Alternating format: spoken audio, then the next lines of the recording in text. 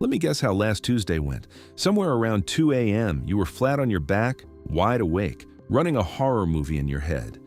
What if the transmission goes? What if they announce layoffs? What if the dog needs surgery you can't cover? Your heart's beating a little too loud in the quiet. And you tell yourself you'll deal with it in the morning. Except morning comes, and the worry just changes outfits. Here's what nobody tells you. There is one number, one specific amount in one specific account that turns the volume down on almost all of that noise. And it's not some fantasy lottery figure. It's not even close to 6 figures. The number is $10,000. And I'm going to show you exactly why crossing that line rewires how you move through your entire day. Most of us grew up thinking money milestones were made up. Like some guy in a suit decided 100 grand means you've made it, and the rest of us just have to feel bad about it. But there's real psychology under these numbers, measurable shifts in how your brain behaves, and 10,000 is the first one that matters. I'm Divine, and I overthink this stuff for fun. If you've ever wanted to know what different amounts of savings actually feel like, stick around. Drop a like if this hits home, subscribe if you want more, and let's get into it. First, let's sit in the before, because you have to feel the contrast. You know the mental math at the checkout line. Is the real cheese worth it, or do you grab the block that tastes like a candle? Or the group text where everyone wants sushi and you invent a reason you're busy Friday, because $40 would blow a hole in your whole week. This is the paycheck to paycheck loop. And the exhausting part isn't the sacrifice. It's that every choice becomes a calculation. You're always defending, never building. Now here's the interesting part. The shift at 10,000 has almost nothing to do with buying nicer stuff. Most people who hit it don't upgrade their lifestyle at all. The change is quieter and way more powerful. The first thing that moves is your relationship with risk. When your account reads 0, everything feels like a tightrope with no net. New job? Terrifying. Moving cities? Reckless. But put 10,000 underneath you, and those same moves feel survivable. You're not quitting to go live in a van, but you might finally ask for the raise you've been rehearsing in the shower for 6 months. The cushion doesn't make you reckless. It gives you permission to think past next Friday. There's a chemical piece too. Researchers link financial stress to elevated cortisol, the hormone your body pumps out when it senses danger.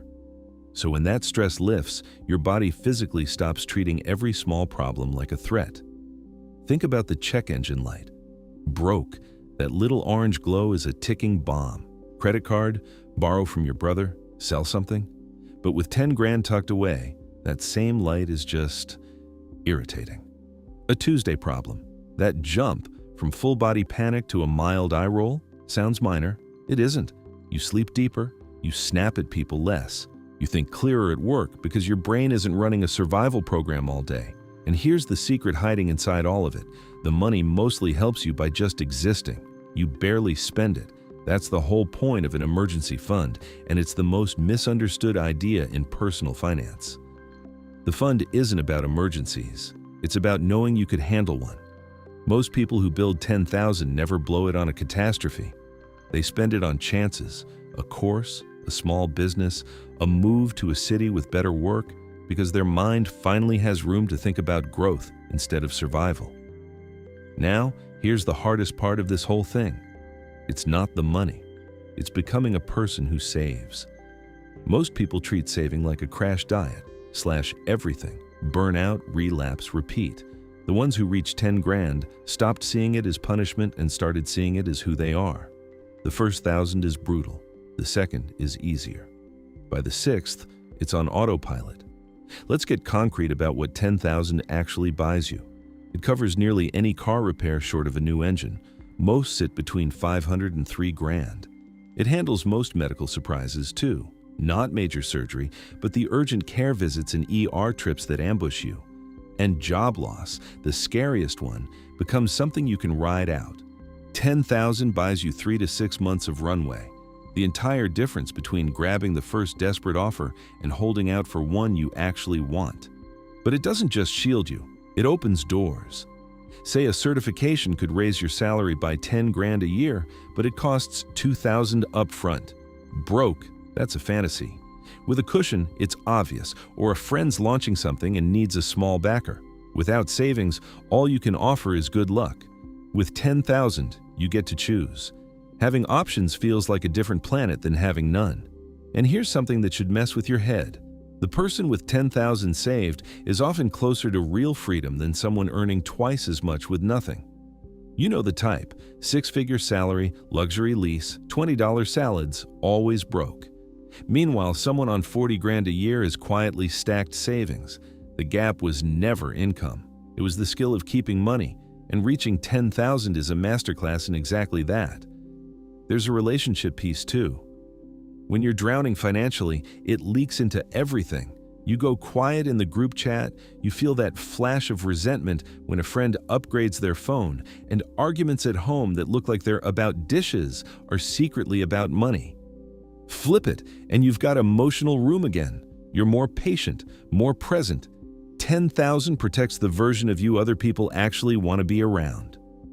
Look, 10 grand won't make you rich. You'll still hesitate before some pointless $1,000 gadget. But it gives you breathing room. The soil every good financial decision grows in.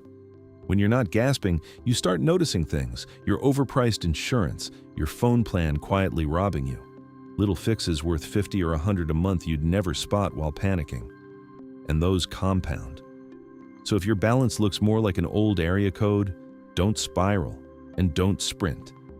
The people who make it started stupidly small, $25, $50 a month.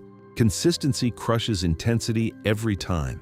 Because here's the truth under all of it: the 10,000 isn't the prize. The person you become building it is. That version of you, calmer, sharper, harder to knock over, the one who sleeps through the night and walks into rooms without fear, doesn't disappear when the money gets spent. They stay. And they build the next 10,000 almost without trying. The money is just the receipt. You're the thing that appreciates. So start this week. Open the account. Move the first $25. And I'll see you at 10,000. If this gave you clarity, hit like, it helps the channel, and subscribe for the next one, where we break down what changes at your first 100,000. I'm Divine. See you next video.